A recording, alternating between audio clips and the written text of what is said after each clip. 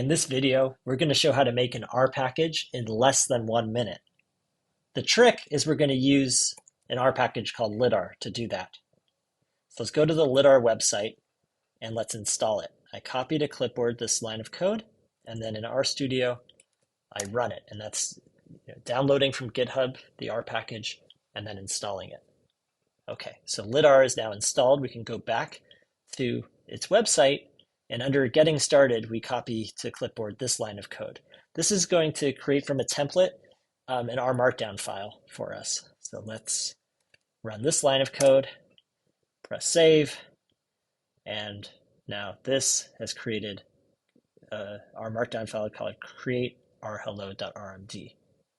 Now when I press knit, the R package will be created. And there we are. It's open an HTML file that's just created, but here, rhello, this is the R package. As promised, in less than a minute, we've created an R package. Okay, now I'm going to walk through a little more detail about what just happened. First of all, what is an R package? An R package is really just a folder that contains some files and folders of a particular format, standardized format. For example, there's always a file called description in all caps like this. And this gives information. I'll just open it so you can see it gives information like what's the title of the package, what's its version, who wrote it, a description of it, things like that. Okay, so how did all that information get into this R package? Well, the key is that with litr, all of the information is actually in this R Markdown file. Okay, so at the top of the R Markdown file, within the header, you see there's, we specify the name rhello. That's why this R package folder name is rhello. Okay, this bit is a comment, and it's just telling us that to remember that if we want to make changes to our R package, we always edit this R Markdown file. We don't actually edit the R package because the R package is what's created when you press knit on this R Markdown file. So we're always making changes to the R Markdown file and then pressing knit to create the latest version of our R package. All right, so I showed you the description file. This first part of the R Markdown is where we give all the information that ends up in the description file. For example, here is where you'd specify the names of the authors. Okay, now to the heart of the package, right? The heart of the package is the actual code that gets included in it. And here in this template, we see an example of a function being defined for our R package. And this function is called say hello. All right, it's a very simple function. All it does is it says hello to a person whose name is specified by the user calling this function. Okay, so we can find that this function, when we press knit, is actually exported into our R package. It's under the R folder, which is where our code lives. And notice there's this sayhello.r file, and that has the exact code that we had in our R Markdown file. Notice the first line of this is a reminder that this was generated from the R Markdown file. So it might be tempting, but remember, don't edit directly in your R package. Instead, with litr, you go back to your R Markdown file and you can make changes here. That's the way to do it. Now, how did litr know that this was some code that we wanted to end up in our R package? Well, litr uses a very simple rule, which is it looks at the start of a code chunk.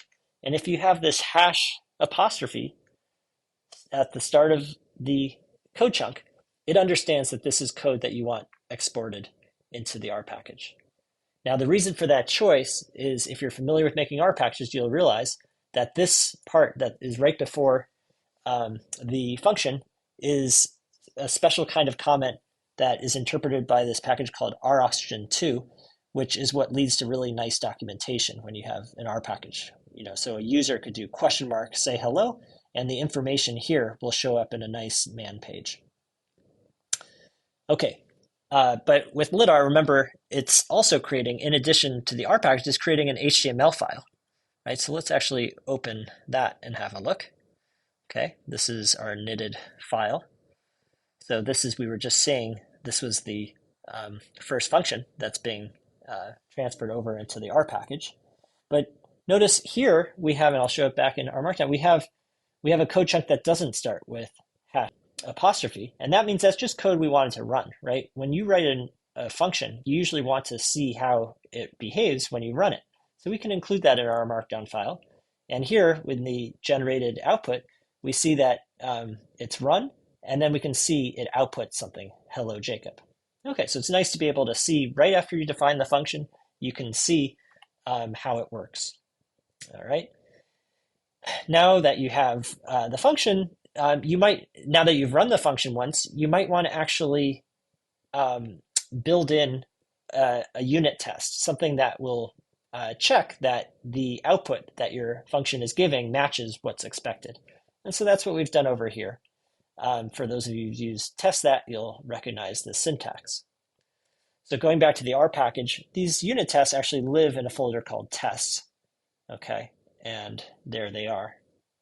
But a nice thing about the litr way of doing things is the test lives right wherever you want it to, which is usually, I think, the most straightforward thing, is to have it be right after you've defined the function. So you can specify what the designed or what the intended behavior is right after you define the function. Okay, there's just one more thing to say, which is once we've created the R package, we want to install it. And for that, there are multiple ways to do it, but the way I like to do it is with the package DevTools. So we'll do DevTools install, and then we just find the name of the directory that has the R package and press return, and that installs the R package for us. So now, for example, we could run the function and see that it works. All right, that's it.